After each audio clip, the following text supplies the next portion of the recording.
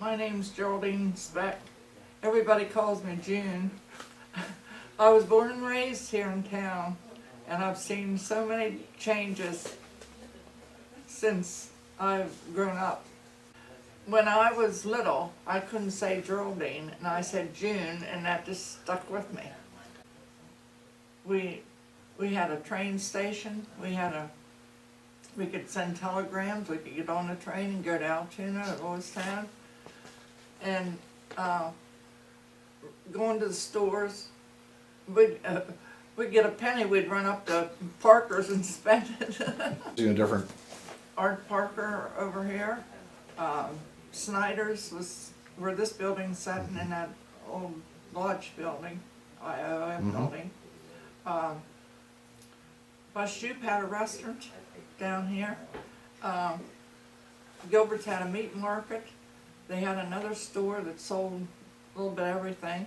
Then they had their grocery store, and then they had another store with dry goods and candy and stuff. But Snyder's here, they sold shoes, dresses, dry goods, and they even had a warehouse in the back that they sold linoleum rugs and refrigerators and oil stoves, and that's what I said, you could get everything here in town. And then there was the post office, and then Trapp's had a grocery store where the old bank building is. Trapp's had a grocery store. Then next to it, I was little, but I just barely remember.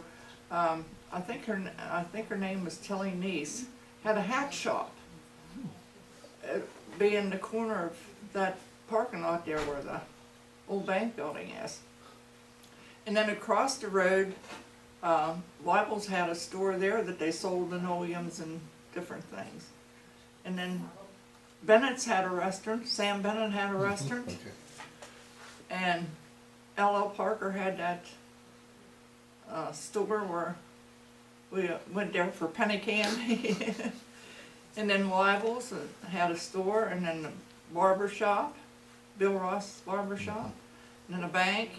And when I was growing up, I don't know how old I was, Stuart Veneta had a bake shop in the back of the hotel. He made bread and rolls, and he delivered them.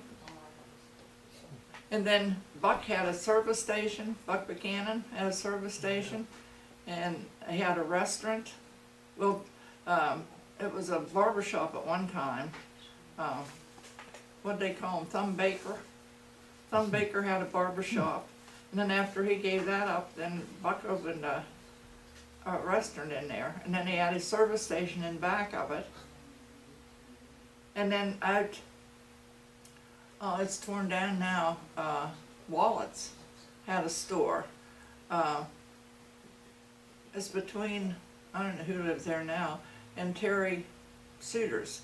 Was a big building there, where Wallet's had a store in there. And I don't know. And I was told, this before my time, that we even had an undertaker down back where Carol Thorne lives in that house. I don't know whether one of the Bankses lives there or who. That I don't know whether his name was Simon Stubbs. Used to bring bodies in on a horse and buggy. Well, there was 5 of us kids, four boys and a girl, and my mother cooked and baked constantly, all the time, and the boys really ate, so she had to prepare big meals. And Sundays was our biggest meal. She would put meat in the oven and stuff before she went to church, and we come home and she'd have a big meal on Sundays mostly. And I remember one time on Thanksgiving, my dad and the boys all went hunting, and Mom didn't know when they was coming home, so she had fried potatoes and stewed tomatoes for Thanksgiving, and my brothers had a fit. She said, well, I didn't know when you was coming home, so I couldn't prepare. the only transportation we had was the train, and then when the trains quit running, the bus. Rollins started bus service. We even had a doctor down where Kim and Ralph Wagner lived, old Dr. Campbell. He doctored everything. He even fit you up with glasses. He even did eye tests and fit you up with glasses. That's where I got my vaccination to start the school. And Now, did you ever take the train out of town? yeah, I used to take it to Altoona to shop. Okay. Yeah, and then you catch another train and come back and get out right over here. Okay, so explain how that worked. You would go into the passenger station and Yeah, just tell us how passenger it, station. buy a ticket. And, Buy a ticket, and they had a schedule, what time the trains stopped and what time they come back, and same way in Altoona. We had to watch a schedule up there to know when to catch a train to come back down. Wow. Now, once you got up to Altoona, just use what, the streetcars or taxis to get around from the station, or I think we walked just the stores around the train station. okay. Which I think back then it was different than now, that you had a lot of commerce right around where the stations were. That's right. Yeah. Okay. Yeah. That's pretty interesting, because I've had different people comment about, the trains or the buses or whatever at one Yeah. time, that that's how you And got we had out. a freight station too. If you ordered something, it would come into the freight station over here, and you could go pick it up. So if you ordered something from Sears, Yeah, that's where they drop it off. yeah, they had a freight station. Do you remember? And Mike would know her name. I can't think of it offhand. The woman that used to do the weather reports all the time. Ivy Buchanan, she There was you go. my aunt. Okay. Yeah. Do you remember anything about her doing that? How she got involved with that? She would go No, down I to don't the know water how she got gauge and. involved, but I know she was real faithful with that. Mhm. Yeah. That's a little bit of history that I know AccuWeather recognized her for it Yeah. way back. That's right. But then as you look into it, there's not a whole lot of pictures or history about it. No. It's something she did day after day. Yeah. Reporting all that down information. down along the river. I went down a couple of times with her. You had to go up steps into the place to read it. It was interesting. As a female business owner in Mapleton back then, what got you started? Oh, I really don't know. I just decided I wanted to be a beautician, I guess, and Mitzi did too, so her and I went down to Lewistown and signed up, and we both went down together. So we went through beauty school together. Didn't know that. Yeah, Yep. and Hellendale had a beauty shop. Do you remember Hellendale having a beauty shop? I remember Helen, but I didn't know she had a beauty shop. Yeah, she had, let's see, the house I think is torn down now. Okay. It was hooked on to the lodge hall here. Mhm. She had it in the back room. You Okay. went back a hall to it.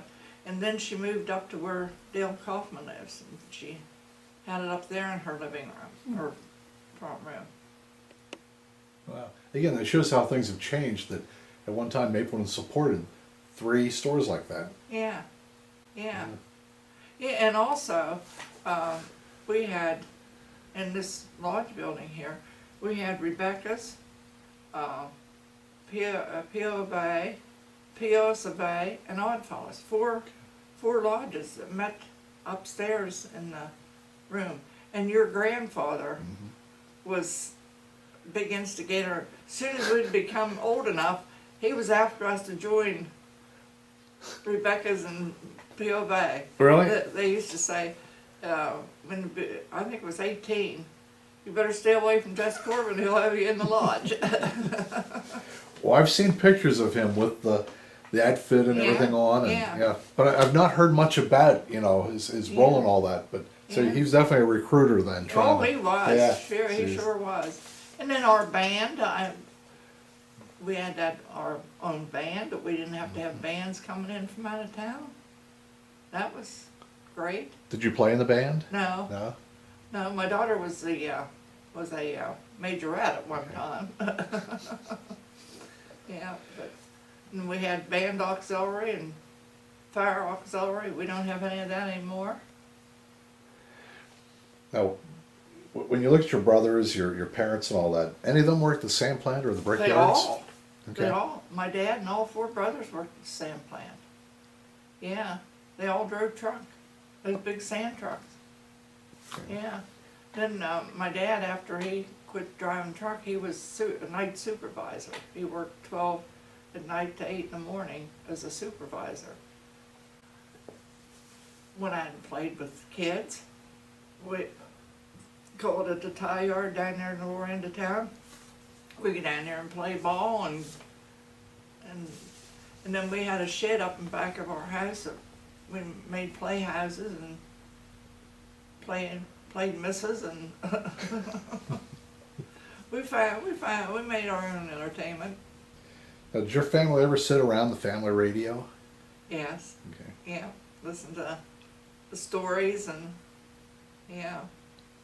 Because I've read on the internet at one time, what we know is television now, that we watch it, they used to have radio programs back then. Yeah. That would be Yeah. weekly, We all a sat in the series. living room and we had a floor model radio and we sat and listened to the radio like we sat and watched TV.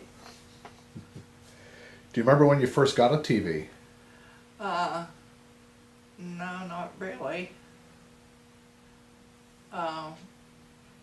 There was only 2 or 3 in town when we got ours. Paul Wakefield, I think, had the first one. And I know we used to have a lot coming in at our house to watch it.